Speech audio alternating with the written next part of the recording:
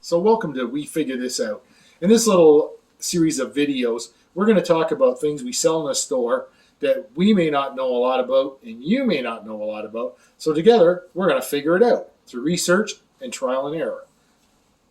Good morning. In this installment of We Figure It Out, we just want to talk about a few questions we get about airbrushes.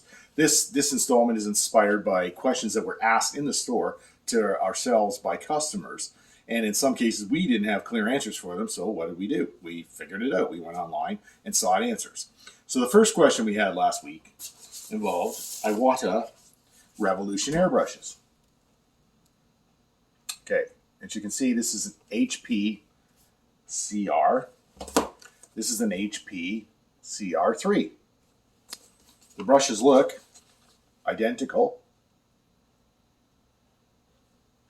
So what's the difference? Well, we figured it out. In a sense, they could have called this an HP CR5. That was a 3. If they'd have named this a 5, it would have been much simpler. That's a 0.5 needle, 0.5 millimeter needle that comes in that brush. This one, as it states it's a 3, has a 0.3 millimeter needle. Simple answer, but we didn't know at the time. And you looked at them, they look identical, and you think, what's up with that? So since we're talking about airbrushes, let's just take a quick dive into them. The Revolution airbrush, most of the ones we carry would be the gravity feed double action. This brush has a medium, you know how they go fine, medium, heavy. They give you a range of purposes for the brush. So this is a medium, a midline brush.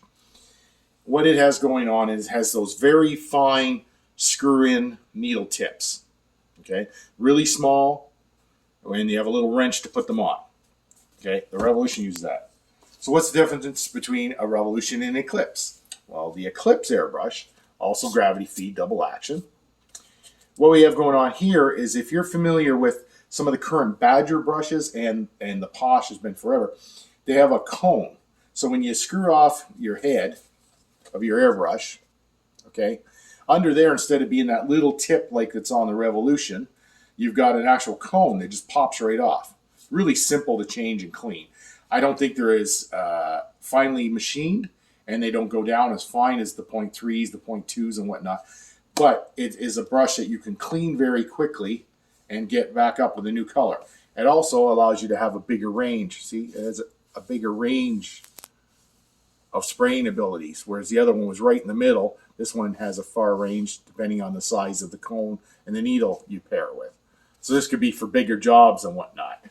So again, this has the drop-in cone type nozzle as opposed to the little tiny screw-in nozzle. Then we have the High Performance series. Again, we carry the gravity feed double action. This also has the tiny screw-in tips, but this brush will go down, if it comes with a 0.3 millimeter as a standard, it will also accept the 0.2. So instead of going up to the 0.5 like the other brushes do, this goes down to the 0.2, make it even finer. So your range in this one is medium to fine. So that's a really simple overlook at what the 3 types of Iwata brushes we carry. We can also get the custom microns, which are very fine. It's kind of like sports cars. The more expensive these brushes are, the more finely machined they are, and the ability to go finer and finer with more precision. One other question about airbrushes we'd like to delve on while we have you here. It's these double action airbrushes you see with the triggers on. That's a gravity feed by Iwata. And there's a gravity feed by Procon Boy. So somebody asked me the other day, they said, trigger brush. So how can that be a double action, right?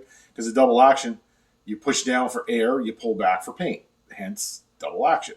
So if you got a trigger, where's the double action? So, and this is from somebody who owns one of the Iwata ones, and I've seen him use it. He's let me try it.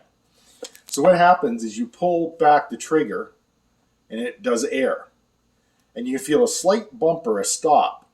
So your air, and then you hit that stop. When you pull past that, that's when you're releasing paint into the airflow. So that's where your double action comes in. It's by feel. So you pull back, you immediately get air. You can feel a slight resistance or a stop. You're still doing air, and then once you pull past that, you're adding paint. Some people like the convenience of this kind of airbrush because it's very comfortable to spray and regulate with this motion as opposed to down and up for your air and then down and back. That's, you know, you can see the finger motion. A little more tense on this one, a little more relaxed on this one. Anyways, it's what you get used to and what you like.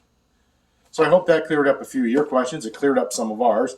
And of course, I'm sharing this with all my staff. So going forward with customers in the store, we know what to answer them because we figured it out.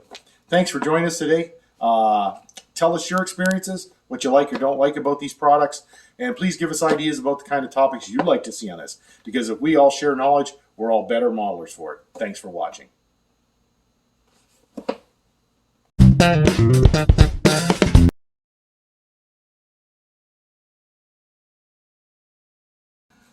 Visitors to the Hobby Center have met young Anthony. He's our radio control expert and all-around great guy. You can see Anthony is looking very dapper in his usual street attire. But what can we do to Anthony to make him look that much smarter and cooler? Well, for starts, we could put him in a styling Hobby Center t-shirt.